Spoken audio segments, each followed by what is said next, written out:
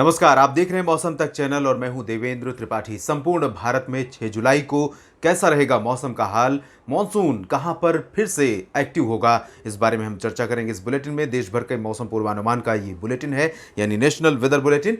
और इस समय बादलों की ताज़ा स्थिति देखें तो कई सारे जो मौसमी सिस्टम देश के अलग अलग भागों पर, ज़मीनी हिस्सों पर या फिर समुद्री क्षेत्रों में बने हुए हैं, उनका प्रभाव दिखाई देने लगा है। और जैसी कि उम्मीद थी, मॉडर्न जूलियन ओसिलेशन भूमध्य रेखा में बंगाल की खाड़ी के बिल्कुल करीब पहुंचने वाला है और इसके प्रभाव से न सिर्फ अरब सागर में बल्कि बंगाल की खाड़ी पर भी मॉनसून करंट बहुत इंटेंसिफाई होंगी और आने वाले समय में बारिश की गतिविधियां देश के अलग अलग भागों में बढ़ेंगी। फिलहाल 5 जुलाई की बादलों की ताज़ा स्थिति आप देखिए, अरब सागर में भी बादल काफ़ी अच्छे बनने शुरू हो चुके हैं और इसका प्रभाव साउथ पेनिनसुलर रीजन पर और मध्य भागों के पश्चिमी हिस्सों पर, विशेष रूप से कोंकण, गोवा, मध्य महाराष्ट्र, मराठवाड़ा, विदर्भ में दिखाई देने लगा है। छत्तीसगढ़ और उड़ीसा में पहले से बारिश हो रही है, यहाँ पर बादलों का प्रभाव काफ़ी अच्छा है। इस समय भी पूर्वी भारत में पूर्वी उत्तर प्रदेश और बिहार, झारखंड, पश्चिम बंगाल और पूर्वोत्तर भारत तक बादल बने हुए हैं। उत्तर भारत के क्षेत्रों में दिल्ली, हरियाणा, पंजाब, राजस्थान और वेस्ट यूपी के कुछ जिलों को मानसून का अभी भी इंतजार बना हुआ है।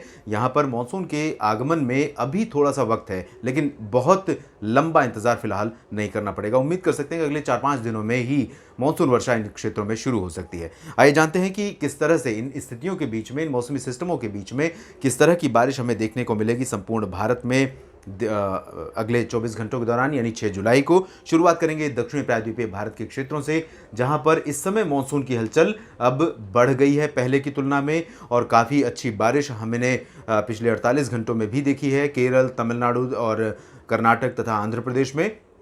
और इस समय भी कई जगहों पर काफ़ी अच्छी वर्षा हो रही है। कडप्पा में पिछले 24 घंटों में मूसलाधार वर्षा रिकॉर्ड की गई। कडप्पा सबसे अधिक वर्षा वाला क्षेत्र रहा बीते 24 घंटों में, यानी 4 जुलाई की सुबह 8:30 बजे से आज 5 जुलाई की सुबह 8:30 बजे के बीच जो वर्षा रिकॉर्ड की गई पूरे देश के अलग अलग शहरों में, उसमें कडप्पा सबसे ऊपर रहा। और इसके अलावा दक्षिणी प्रायद्वीपीय भारत के बाकी इलाकों में भी वर्षा हुई है। इस समय अगले 24 घंटों का प्रोजेक्शन अगर आप देखें तो कई जगहों पर वर्षा होने की संभावना नजर आ रही है। केरल के अधिकांश इलाकों पर बारिश होगी, मध्यम से भारी वर्षा हो सकती है।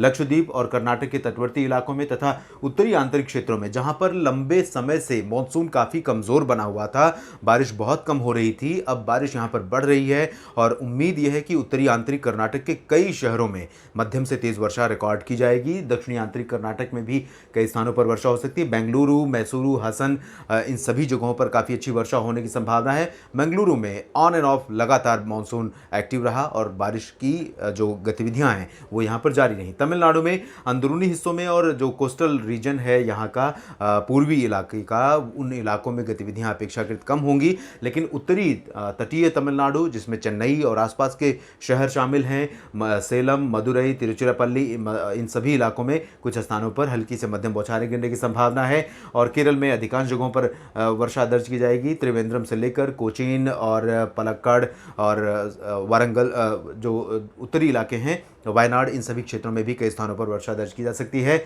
अगर हम तेलंगाना की बात करें और आंध्र प्रदेश की, तो आंध्र प्रदेश के रायलसीमा क्षेत्र में जो तमिलनाडु से सटा रीजन है, ये आप देख सकते हैं बिल्कुल सीमावर्ती क्षेत्र है। यहाँ पर कुछ इलाकों में मूसलाधार वर्षा हो सकती है और रायलसीमा के बाकी इलाकों में, उत्तरी तटीय आंध्र प्रदेश, तेलंगाना, इन सभी जगहों पर हल्की से मध्यम बौछारें गिरने की संभावना है। और धीरे धीरे जैसे जैसे हम आगे बढ़ेंगे 7 और 8 जुलाई की तरफ, यहाँ पर समूचे दक्षिणी प्रायद्वीपीय भारत में जिन इलाकों में बारिश अभी नहीं हो रही है, अगर कोई ऐसा शहर है आपका जहां पर बारिश इस समय नहीं हो रही, तो 7-8 जुलाई से बारिश की गतिविधियां सभी जगहों पर शुरू हो जाएंगी।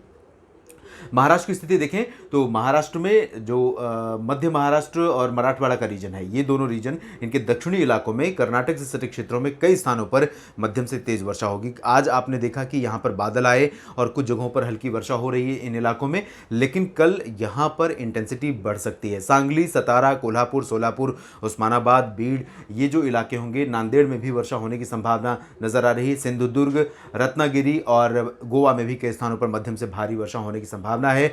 मुंबई में भी हल्की वर्षा हो सकती है, लेकिन अलीबाग, मुंबई और ठाणे, कल्याण, पालघर इन इलाकों में हल्की वर्षा से ज़्यादा की संभावना फिलहाल आगामी 24 घंटों के दौरान नहीं है। मूसलाधार बारिश नहीं होगी और नासिक में भी बारिश हो सकती है, पुणे में भी वर्षा हो सकती है, लेकिन नासिक में अपेक्षाकृत कम बारिश होगी।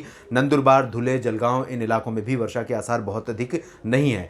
अगर हम विदर्भ की स्थिति देखें तो अकोला, वर्धा, यवतमाल, गढ़चिरौली, नागपुर इन सभी क्षेत्रों में हल्की बारिश होने की संभावना नजर आ रही है। मध्य भारत के छत्तीसगढ़ और ओडिशा के शहरों की स्थिति देखिए। यहाँ पर मध्य और दक्षिणी छत्तीसगढ़ तथा ओडिशा के अंदरूनी इलाकों में कई इलाके ऐसे हो सकते हैं जहां पर मध्यम से तेज वर्षा हमें 6 जुलाई को भी देखने को मिल सकती है। तटवर्ती उत्तरी तटीय ओडिशा में भी कुछ स्थानों पर मध्यम से भारी वर्षा होने की संभावना यहाँ पर नजर आ रही है। मध्य प्रदेश और उत्तरी छत्तीसगढ़ के क्षेत्रों में फिलहाल बहुत अच्छी इंटेंसिटी वर्षा की नहीं रहेगी, लेकिन आइसोलेटेड लाइट टू मॉडरेट यानी एक दो स्थानों पर हल्की से मध्यम वर्षा इन राज्यों में हो सकती है। यहाँ पर हम उज्जैन, इंदौर, खरगोन, धार, मंदसौर, देवास की भी चर्चा कर सकते हैं। साथ ही साथ भोपाल और विदिशा, होशंगाबाद, अशोकनगर की भी बात कर सकते हैं। इन इलाकों में भी हल्की वर्षा हो सकती है। भारी वर्षा के आसार फिलहाल मध्य प्रदेश पर अभी नहीं है, लेकिन 48 घंटों का और इंतजार कीजिए। मध्य प्रदेश में किसान इस समय बहुत परेशान है, क्योंकि सोयाबीन की खेती जिस स्टेज में पहुंची है उसको पानी की बहुत ज़्यादा ज़रूरत है। और बारिश का पानी इस समय, क्योंकि मध्य प्रदेश में जुलाई के इन शुरुआती दिनों में बहुत अच्छी बारिश होती है और ये बारिश वेजिटेटिव ग्रोथ के लिए, फसल की वानस्पतिक वृद्धि के लिए बहुत इंपॉर्टेंट होती है। तो यहाँ पर काफ़ी अच्छी वर्षा होने की संभावना अब बनने लगी है। 48 घंटों के बाद एंटायर एमपी में वर्षा होने के आसार हैं। ईस्टर्न एमपी में पहले शुरुआत होगी बारिश बढ़ने की और उसके बाद धीरे धीरे बारिश का दायरा पश्चिमी मध्य प्रदेश के क्षेत्रों में भी पहुंचेगा, जहां पर मानसून समय से पहले पहुंचा था, लेकिन उसके बाद से मानसून कमजोर बना हुआ था।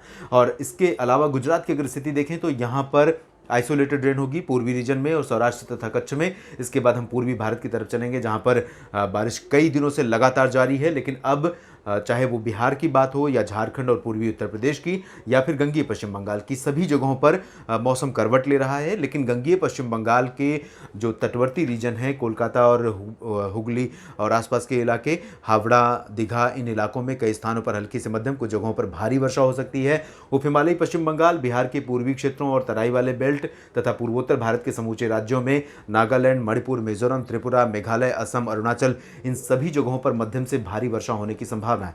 यहाँ पर मेघालय में चेरापूंजी समेत कई शहर ऐसे हो सकते हैं। असम और गुवाहाटी में कई शहर ऐसे हो सकते हैं जहां पर रेनफॉल ट्रिपल डिजिट में पहुंच सकता है, यानी 100 मिलीमीटर से भी ऊपर वर्षा रिकॉर्ड की जा सकती है इन क्षेत्रों में। पूर्वोत्तर भारत में इंटेंसिटी बहुत अच्छी रहने की संभावना है। 48 घंटों के बाद पूर्वी उत्तर प्रदेश, बिहार, झारखंड समेत इन भागों में भी बारिश की गतिविधियां काफ़ी तेज हो जाएंगी।